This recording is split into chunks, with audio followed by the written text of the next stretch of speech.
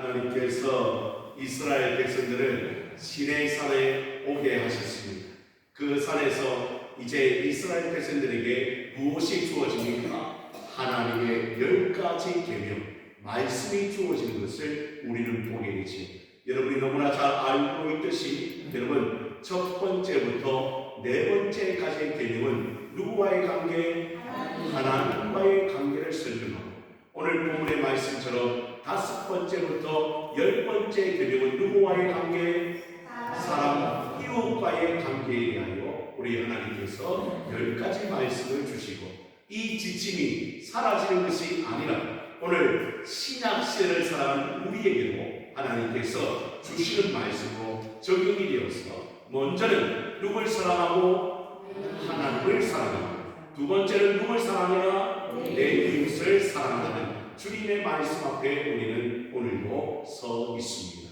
그래서 이제 다섯 번째부터 10번째 계명이 바로 사람에 관한 계명, 다시 말하면 이웃과에 관한 계명인데, 그 첫 번째 계명이 바로 오늘 12절의 말씀입니다.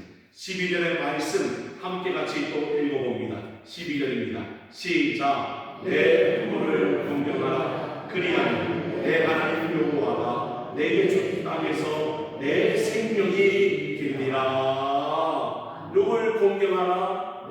내 부모를 공경하라. 그런데 놀라운 사실은 여러분, 여기 나오는 부모는 누구를 가리키는 겁니까?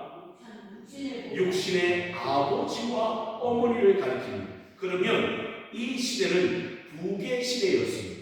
그러니까 남자가 여러분 가장의 주인이 되었고, 또 여자의 이름은 잘 기록되지 않잖아요, 성경에. 그런 거와 마찬가지로 이 시대는 부계주의 사회였기 때문에 어머니라는 이름이 함부로 올려질 수 없는 거예요.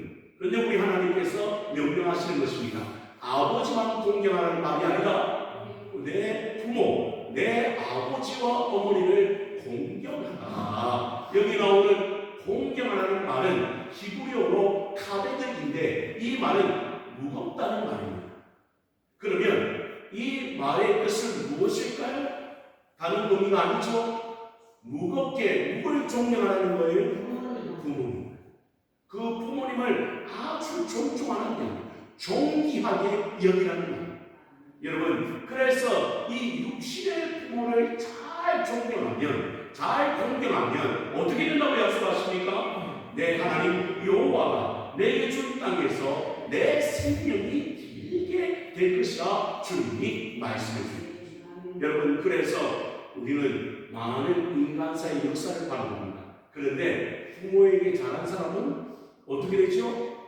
다 잘 되고 형통한 역사가 일어나는 것을 보게 됩니다. 그래서 여러분, 우리가 영적인 아버지이신 하나님을 사랑한다고 말하면서 내 육신의 아버지와 어머니를 공경하지 않는다면 진짜 그 사람은 성도가 아니라고 말할 수 있어요. 그래서 내 눈에 보이는 육신적인 부모를 잘 공경한다면 내 눈에 보이지 않는 하나님도 잘 공경할 수 있다는 거예요. 이 사실을 우리는 알아야 하는 거죠. 그런데 여러분, 신약시대에 들어가 예수님 시대에 보면요, 이 사람들도 부모님을 공경하지 않았습니다. 그래서 여러분, 고르바는 제도를 잘못 사용했던 사례를 우리 주님께서 말씀하셔요. 고르반 제도는 뭡니까 여러분? 이 제도는 다른 제도가 아니고 아주 쉽게 설명하면, 여러분, 성전에 자기의 모든 재산을 드리는 거예요. 그러면 부모에게 드릴 게 있어요, 없어요? 없지요. 그러니까 형식적으로 그들이요, 누구에게 드렸다? 하나님께 드렸으니까 부모에게 드릴 것이 없다. 그러니까 여러분 어떻게 됩니까? 그 부모를 아예 공경하지 않고 그 부모의 생활을 책임지지 않는다. 그런데 여러분, 중요한 건 뭡니까? 자기는 배부르고 자기는 잘 살고 그리고 자기 욕심대로 살아가는 시대가 바로 예수님의 시대입니다. 그래서 우리 주님께서 뭐라고 하셨습니까? 여러분, 하나님께 드림이 되었다고 하면 너희가 어떻게 그 부모를 공경하지 않을 수가 있겠냐. 그래서 우리 바울도 이렇게 이야기합니다. 에베소서 6장의 말씀에 자녀들아 주 안에서 너희 부모에게 순종하라. 이것이 옳으니라. 내 아버지와 어머니를 공경하라. 이것은 약속 있는 첫 계명이니 이로써 내가 잘되고 땅에서 장수하리라. 아멘입니까? 그래서 여러분은 다 이제 부모님들이 안 계시잖아요. 그런데 중요한 것은 여러분의 자녀들이요 믿음의 자녀들이 되어야 된다. 그래서 여러분을 잘 섬기고 공경할 수 있는 역사가 일어나야 됩니다. 그렇지 않으면 가정도 행복한 가정이 될 수가 없는 것입니다. 그래서 이게 뭡니까? 약속이 있는 첫 계명이라고 사도 바울이 이야기하죠. 그래서 그 약속을 잘 지켜야 됩니다.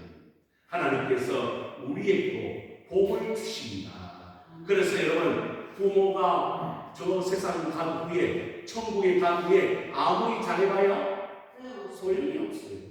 있을 때 잘해. 살아있어요. 그래서 저는 늘 마음속에 그런 마음이 있습니다. 어떤 마음?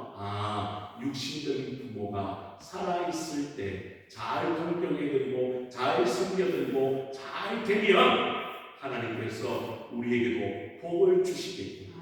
이 사실을 여러분이 잘 알고 깨달아 우리 모두가 함께 행복한 가정, 믿음의 가정이 되어지기를 주님의 이름으로 축복합니다. 그 다음에 오는 말씀이 뭡니까? 13절부터 17절까지 보니까요. 뭐 하지 말아라? 살인하지 말라, 간음하지 말라, 도둑질하지 말라, 거짓 증거하지 말라, 탐내지 말라, 전부 다 하지 말라라는 말씀이 계속 나옵니다. 이 말씀을 잘 이해하기 위해서는 예수님의 말씀으로 돌이켜봐야 합니다. 그래서 여러분 마태복음 5장의 말씀을 펴놓으시기를 바랍니다. 지금 마태복음 5장. 마태복음 5장은 어떤 말씀입니까? 그렇죠. 우리 주님께서 이 모든 우리 제자들과 무리들에게 산상수훈, 상상교훈으로 말씀하신 말씀이 되겠습니다. 마태복음 5장입니다. 그래서 마태복음 5장 21절을 먼저 다 보고 계셔요. 다시 돌아옵니다. 출애굽기에 돌아오면 20장 13절에 뭐 하지 말라? 살인하지 말라. 그러면 살인하지 말라는 말은 우리가 너무나 잘 알잖아요. 무엇을? 상대방의 목숨을 빼앗지 말아라 이 말이잖아요. 다시 말하면 상대방이 어떤 잘못을 저질러도 그 생명은 하나님께서 뭐 하지 말아라? 그렇지. 해하지 말고 건들지 말아라. 그런데 우리 주님은 이 말씀을 어떻게 해석해 놓고 있는가? 마태복음 25장 21절과 22절의 말씀을 보시죠. 마태복음 5장 21절과 22절 말씀입니다. 함께 같이 공독합니다. 시작. 옛사람에게 말한다. 살인하지 말라. 누구든지 살인하면 심판을 받게 되리라 하였다는 것을 너희가 들었으나 나는 너희에게 이르노니 형제에게 노하는 자마다 심판을 받게 되고 형제를 대하여 알아가라 하는 자는 공에 잡혀가게 되고 미련한 놈이라 하는 자는 지옥불에 들어가게 되리라. 여러분 우리 주님은 그냥 단순하게 살인하지 말라라고 말씀하지 아니하고 예전에는 그런 말씀을 너희가 들었거든요. 이제 누구에게? 형제에게 노하는 자는 뭐를 받게 되고? 심판을 받게 되고 또한 형제에게 나가 욕을 하는 자는 어떻게 되고? 공회에 잡혀가게 되고 미련한 놈이라고 하는 자는 어떻게 될 것이다? 지옥불에 던져질 것이다. 아주 더 강력하게 우리 예수님께서 말씀하신 것을 듣습니다. 그러니 여러분 내 옆에 있는 형제를 저주하거나 내 옆에 있는 형제를 욕하거나 내 옆에 있는 형제를 향하여 미련한 놈이라고 말하면 그 사람은 천국에 들어갈 수 없다. 사랑하는 성도들, 내 옆에 있는 사람은 누굽니까? 모든 사람, 내 이웃들, 그 이웃들을 향하여 저주를 보고 욕을 하고 그리고 미련하고 어리석은 자라고 이야기하는 자 절대 떠나고 뭐라고 이야기합니까? 후에 보니까 예물을 제단으로 드리고 나갈 때 어떤 마음이 들거든. 너희가 어떤 마음이 들거든. 형제에게 원망만할 것을 많이 있거든. 너희는 어떻게 합니까? 가서 먼저 그 사람과 화목하라고요. 사랑하는 성도들, 그러니 살인하지 말라는 그냥 목숨만을 빼앗지 말라는 의미가 아니라 우리 주님이 말씀하십니다. 도리어 그 형제를 지극히 사랑하는 그 형제를 정말 내 이웃을 내 몸과 같이 사랑하는 그런 사람으로 사랑할 때 우리의 삶이 변화될 수 있다고 주님은 말씀해 주고 있는 줄로 믿으시기를 바랍니다. 그리고 다시 돌아옵니다. 또 14절에 본문에 뭐하지 말아라? 가늠하지 말라. 여러분, 가늠하지 말라는 것은 무엇입니까? 내 이웃의 그 부부의 관계에 너희가 끼어들지 말라는 일. 그런데 우리 주님이 뭐라고 말씀하시느니 다시 마태복음 5장으로 가봅니다. 마태복음 5장 27절과 28절의 말씀입니다. 27절과 28절 마태복음 5장입니다. 27절 28절 시작. 또 가늠하지 말라 하였다는 것을 너희가 들었으나 나는 너희에게 이르노니 음욕을 품고 여자를 보는 자마다 마음에 이미 가늠하였느니라. 무엇입니까 여러분? 예전에는 직접 들어가 그 가정을 파괴하고 이웃을 파괴하는데 그렇게 하지 말라고 이야기했지만 이제 여자를 보면서 뭐하는 자마다 음욕을 품는 자마다 이미 가늠했으니 우리 주님께서 뭐라고 말씀하시는가? 29절에도 만일 내 오른눈이 너로 실족하게 하거든 떼어내버리라. 내 벨트 중 하나가 없어지고 온몸이 지옥불에 던져지지 않는 것이 유익하며. 무엇입니까? 내 눈이 너를 범죄하게 하거든 차라리 내버리라. 만일 내 오른손도 너를 실족하게 하거든 어떻게 해버리라? 자르라. 그것을 읽는 것보다 천국에 들어가는 것이 얼마나 귀한가. 사랑하는 성도 여러분, 다시 말합니다. 음란한 것들이 여러분의 삶에서 다 떠나가야 된다고 주님께서 말씀해 주십니다. 여러분, 그래서 우리의 삶이 얼마나 거룩해야 되는지 주님은 우리에게 가르쳐주고 있는 말씀이 다시 돌아옵니다. 그리고 우리 주님께서 또 뭐라고 말씀하십니까? 15절입니다. 뭐하지 말라? 도둑질하지 말라. 아니, 성도는 도둑질 안 하잖아요. 그렇잖아요. 여러분, 저는 이상해요. 저도 도둑질 안 한다는 거죠. 남의 것을 빼앗습니까? 아니잖아요. 근데 우리 주님께서 그 당시에도 말씀을 주고 도둑질 하지 말라. 근데 우리 주님은요, 마태복음 5장에 또 이렇게 이야기합니다. 뭐라고 이야기하는가 보십시오. 놀라운 일입니다. 39절의 말씀을 보십시오. 5장 39절. 5장 39절에 이렇게 또 이야기합니다.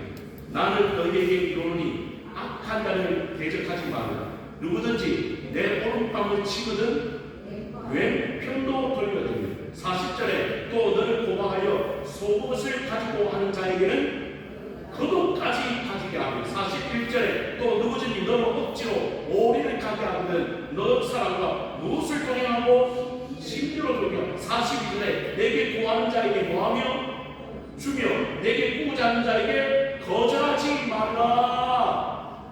도둑질을 넘어 남의 것에 탐하지 않는 것을 넘어 너희는 뭐하라? 모든 것을 거저받았으니 거저주라고 주님께서 말씀하십니다.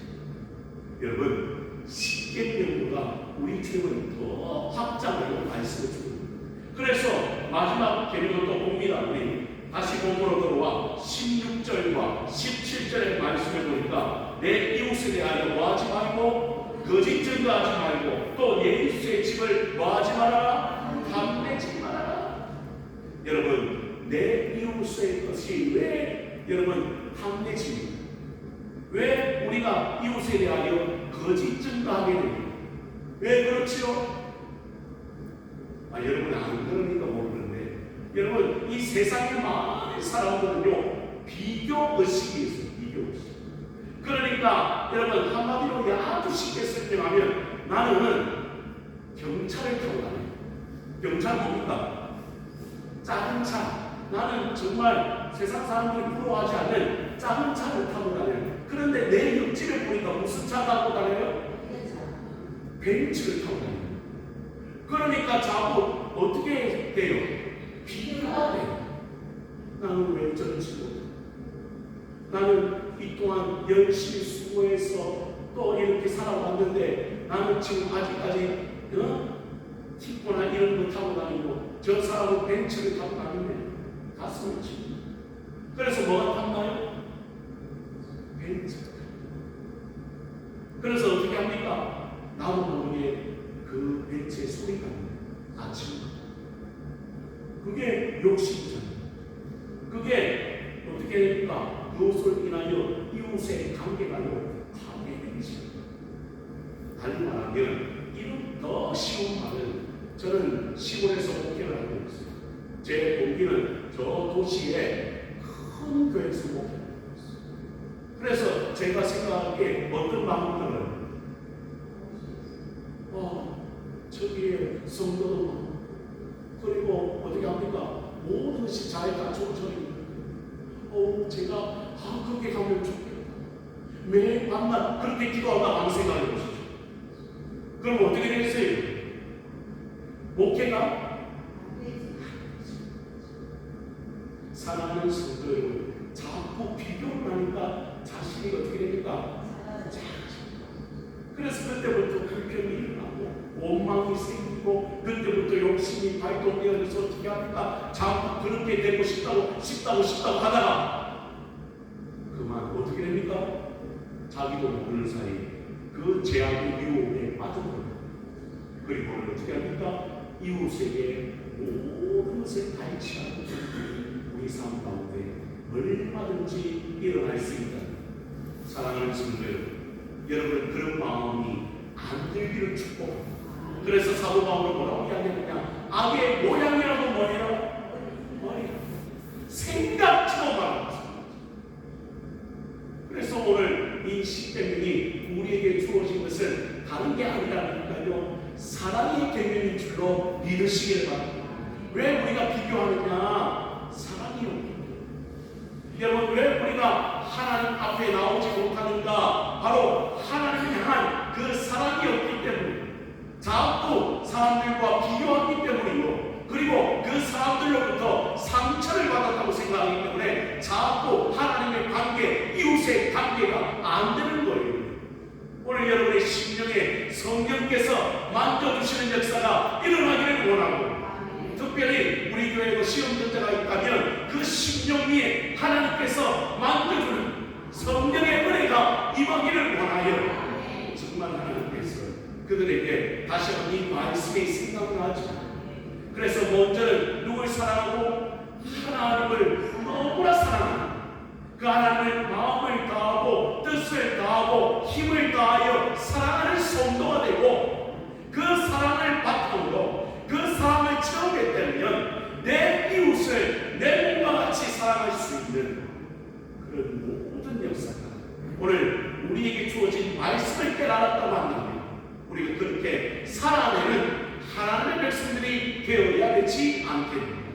사랑하는 성도들이여, 그런 은혜가 여러분 가운데 있게 되기를 주님의 이름으로 축복합니다. 그래서 바라기는 우리 성도들을 통하여 여러분 예수의 사랑이 전달되어지고, 우리 성도들을 통하여 그 심령들이 회복되어지고 주께로 돌아오며, 특별히 그들도 주님의 사랑을 체험하는, 그래서 말씀 안에 거하여 생명과 평강과 축복을 누리는 하나님의 백성들이 되어져야 되지 않습니까? 그런 은혜가 우리 교회와 여러분 가정과 여러분 이웃에게 임하게 되기를 주님의 이름으로 축원을 드립니다. 기도합니다. 하나님 아버지 감사합니다. 주의